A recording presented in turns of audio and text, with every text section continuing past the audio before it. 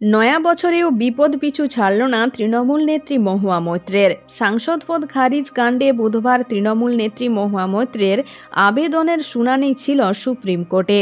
তবে সর্বোচ্চ আদালতে গিয়েও মিলল না স্বস্তি। সাংসদ পদ খারিজের সিদ্ধান্তের উপর এখনই স্থগিতাদেশের আবেদন মানতে নারাজ শীর্ষ আদালত। সূত্রের খবর, এ বিষয়ে বিস্তারিত শুনানির পরই সিদ্ধান্ত নেওয়া হবে বলে জানা গিয়েছে। বুধবার সুপ্রিম কোর্টের বিচারপতি সঞ্জীব খান্না এবং বিচারপতি দীপঙ্কর দত্তের বেঞ্চে এই মামলার শুনানি ছিল। মহুয়ার আইনজীবী অভিষেক মনু সিংভির তরফে করা ফেব্রুয়ারিতে শুনানির জন্য আবেদনও খারিজ করে দিয়েছে বিচারপতি। মামলার পরবর্তী শুনানি মার্চের তৃতীয় সপ্তাহে। তবে এই মামলায় বুধবার সংশ্লিষ্ট লোকসভার সচিবালয়কে নোটিশ দিয়েছে সুপ্রিম কোর্ট।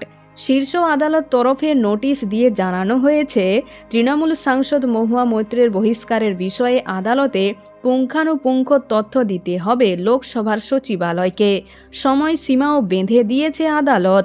আগামী 3 সপ্তাহের মধ্যেই লোকসভার সচিবালয়কে তথ্য দিতে হবে বলে জানিয়েছে সুপ্রিম কোর্ট। এদিন শুনানি চলাকালীন সংসদের নেওয়া সিদ্ধান্তের উপর আদৌ বিচার বিভাগের হস্তক্ষেপের এখতিয়ার রয়েছে কিনা এ বিষয়ে প্রশ্ন তোলেন সলিসিটর জেনারেল। এ প্রেক্ষিতে এখতিয়ারের বিষয় খতিয়ে দেখা হবে বলে আশ্বাস দিয়েছে সুপ্রিম কোর্ট। আদালতে মহুয়ার আইনজীবী অভিষেক মনু সিংভি আবেদন করেন, মহুয়াকে শুধুমাত্র তার লগ-ইন আইডি শেয়ার করার জন্য বহিষ্কার করা হয়েছে। ঘুষের অভিযোগ খতিয়ে দেখতে হবে। সিংভি বলেন, আমি 18 বছর ধরে সংসদ সদস্য ছিলাম। যে কোনো ব্যক্তি শুধুমাত্র কাজ করার জন্য পাসওয়ার্ড দিতে পারেন না। একটি ওটিপিও তার কাছে আসে। পাসওয়ার্ড শেয়ার করার বিরুদ্ধে কোনো নিয়ম ছাড়াই এখানে বহিষ্কার করা হয়েছে।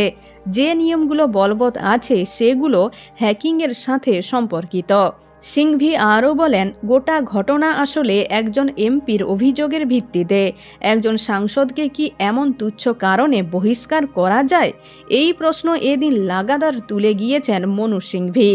এরপরই মহুয়া মৈত্রের আবেদনে লোকসভার সচিবালয়ের কাছে 3 সপ্তাহের মধ্যে জবাব চেয়েছে সুপ্রিম কোর্ট। তো বন্ধুরা, এখন এই পর্যন্ত। আবারও দেখা হচ্ছে রাজনীতির পরবর্তী আপডেট নিয়ে। ধন্যবাদ।